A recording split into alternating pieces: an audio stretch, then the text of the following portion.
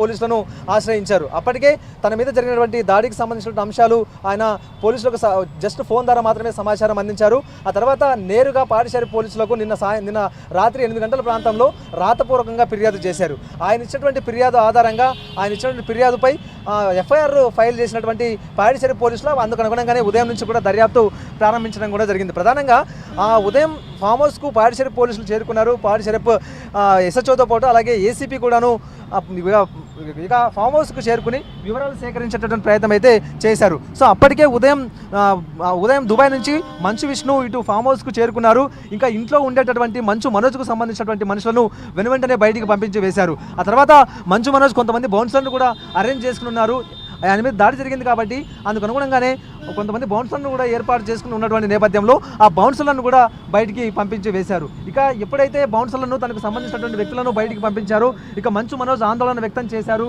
ప్రధానంగా తన మీద ఇప్పటికే దాడి జరిగేటటువంటి ప్రయత్నం చేశారు కాబట్టి ఖచ్చితంగా తనకు ప్రాణహాని ఉందంటూ కూడా ఆయన ఆందోళన వ్యక్తం చేశారు. ఇలాంటి పరిస్థితుల్లో తాను ఇక్కడ ఉండొద్దంటూ కూడా భావించి అందుకు అనుగుణంగానే అక్కడి నుంచి బయలుదేరి నేరుగా నార్సింగ్లో ఉండేటటువంటి తన కార్యాలయానికి చేరుకున్నారు. మరోవైపు ఆయన ఇంటి నుంచి బయటికి వచ్చి నార్సింగ్కి వెళ్తున్నటువంటి సమయంలోనే మీడియాతో మాట్లాడారు. తాను ఎక్కడ కూడా ఎప్పుడూ ఆస్తుల కోసం పాకులాడలేదు, కేవలం ఆత్మాభిమానం కోసం మాత్రమే తాను పోరాటం చేశానంటూ కూడా ఆయన చెప్పారు. అదే సమయంలో మీడియాతో మాట్లాడుతూ కూడా ఆయన పోలీసుల తీరు మీద తీవ్ర స్థాయిలో ఆగ్రహాన్ని వెళ్ళగక్కారు. ప్రధానంగా ఆయన తీవ్రమైనటువంటి ఆగ్రహాన్ని వ్యక్తం చేసినటువంటి సందర్భం కూడా కనిపిస్తుంది. ఎందుకంటే ప్రస్తుతం తనకు రక్షణ కావాలంటూ కూడా తాను పోలీసులను కోరాను. తనకు రక్షణ కావాలంటూ కూడా పోలీసులను కోరినప్పటికీ కూడా పోలీసులు ఏమాత్రం తనకు రక్షణ కల్పించకుండా తనకు సంబంధించినటువంటి వ్యక్తులను ఎందుకు బయటకు పంపించాల్సి వచ్చిందనేది ఆయన ప్రశ్నిస్తున్నటువంటి అంశం మనం చూడొచ్చు. ఆయన డీజీపీ కార్యాలయానికి ఇప్పుడే చేరుకున్నారు. ఒకసారి మనం విజువల్స్లో కూడా చాలా స్పష్టంగా చూడొచ్చు. ఆయన డీజీపీని కలిసి నేరుగా కంప్లైంట్ చేసి ఇప్పటివరకు జరిగినటువంటి పరిణామాలన్నింటి మీద కూడా ఆయన వివరించేటటువంటి ప్రయత్నం చేయబోతూ ఉన్నారు. ఒకసారి మనం విజువల్స్లో కూడా చూడొచ్చు. ఆయన ఇప్పుడే కార్ దిగి లోపలికి వెళ్ళబోతూ ఉన్నారు.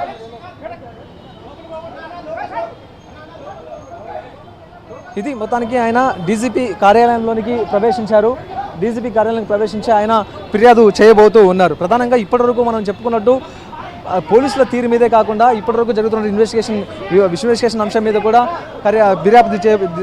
అంశం మీద కూడా కంప్లైంట్ చేయబోతూ ఉన్నారు. ప్రధానంగా తన మీద దాడి చేసినటువంటి వారికి సంబంధించినటువంటి వివరాలను ఇప్పటికీ బహిర్గతం చేయాలి. ఆ తర్వాత తన మీద కంప్లైంట్ చేసిన వారికి సంబంధించినటువంటి తన మీద ఎప్పుడైతే దాడి చేసిన వారికి సంబంధించినటువంటి సీసీటీవీ ఫుటేజ్ను మాయం చేసేటటువంటి ప్రయత్నం చేశారు. కాబట్టి ఆ ఒకసారి మనం చూడొచ్చు. ఇప్పుడు ఆయన వెహికల్ నుంచి బయటికి దిగారు మంచు మనోజ్. ఒకసారి మనం ఏబిఎన్ స్క్రీన్ మీద ఎక్స్క్లూజివ్గా మనం ఒకసారి చూడొచ్చు. మంచు మనోజ్తో పాటు మౌనిక కూడా ఉన్నారు. ఒకసారి మనం విజువల్స్ చూడొచ్చు. ఇద్దరు దంపతులు ఫిర్యాదు చేయడానికి కలిసి వెళ్తూ ఉన్నారు. డీజీపీ ఆఫీస్లో కలిసి ఫిర్యాదు చేయబోతూ ఉన్నారు. అయితే మంచు మనోజ్తో పాటు మౌనిక కూడా, ఎందుకంటే దాడి పాల్పడడానికి దాడికి దిగేటటువంటి సమయంలో ఇక ఫామ్ హౌస్లో మౌనిక ఉన్నారు. ఆ తర్వాత మౌనిక కూతురు కూడా ఆ ఫామ్ హౌస్లో ఉంది. ముందుగా వారి మీద దాడి చేసేటువంటి ప్రయత్నం చేశారు. కాబట్టి అందుకు అనుగుణంగానే ఇద్దరు కూడా మనోజ్తో పాటు మౌనిక ఇద్దరు ఫిర్యాదు చేయడానికి ఇప్పుడు డీజీపీ ఆఫీస్కి వచ్చినటువంటి సందర్భం అయితే కనిపిస్తోంది. సో మొత్తం ఇప్పటివరకు కూడా ఇంట్లో తమకు ప్రాణహాని ఉంది, తమకు రక్షణ కావాలి, తమ రక్షణ కల్పించాలంటూ కూడా ప్రధానమైనటువంటి డిమాండ్ను ఇటు మంచు మనోజ్ మౌనిక చేస్తూ ఉన్నారు. ఇక పోలీసులు తమకు ప్రొటెక్షన్ ఇవ్వడం లేదు, మరోవైపు తమకు వ్యక్తిగత భద్రతా సిబ్బందిని కూడా వారు తమ వద్దకు రానివ్వడం లేదంటూ కూడా వారు చెప్తూ ఉన్నారు. సో మొత్తానికి మాత్రం కీలకమైన పరిణామాలు చోటు చేసుకుంటూ ఉన్నాయి. గంట గంటకు పరిణామాలు కూడా మారిపోతున్నటువంటి సందర్భం కనిపిస్తోంది. అయితే ట్విస్టులు అయితే మాత్రం కొనసాగుతూనే ఉన్నాయంటూ కూడా చెప్పుకోవచ్చు. ప్రధానంగా ఇటు డీజీపీకి మనోజ్ ఫిర్యాదు చేస్తే అంతకుముందు మాత్రం మోహన్ బాబు ఏకంగా రాచకొండ సిపికి లేఖ రాశారు. ఆయన ఇచ్చినటువంటి లేఖ ఆధారంగా ఇప్పటికే ఎఫ్ఐఆర్ కూడా పాడిశేరి పోలీసులు ఫైల్ చేయడం జరిగింది. ప్రధానంగా మనోజ్తో పాటు మౌనిక నిందితులుగా చేర్చారు. మరోవైపు 10 మంది అనుచరులు ఎవరైతే ఉన్నారో మనోజ్ సంబంధించిన అనుచరులు వారిని కూడా ఇందులో నిందితులుగా చేర్చారు. ప్రధానంగా పాడిశేరి పోలీసులు ఇప్పటికే మోహన్ బాబు స్టేట్మెంట్ రికార్డ్ చేశారు. అలాగే మనోజ్ సంబంధించిన స్టేట్మెంట్ కూడా రికార్డ్ చేసేటటువంటి ప్రయత్నం చేసినప్పుడు ఈరోజు ఆయన అందుబాటులో లేరు కాబట్టి ప్రస్తుతం డీజీపీని కలవబోతున్నారు. అందుకు సంబంధించినటువంటి అంశాలన్నీ కూడా ఇవ్వబోతున్నారు. కొద్దిసేపటి క్రితం ఆయన డీజీపీని కలిశారు. తర్వాత బయటకు వచ్చిన తర్వాత తాను ఏ అంశాల మీద కూడా కంప్లైంట్ చేశాను, ఏ అంశాలను ఫిర్యాదులో పేర్కొన్న అంశాల గురించి కూడా ఒక మీడియాకు బ్రీఫ్ ఇచ్చే అవకాశం అయితే కనిపిస్తోంది.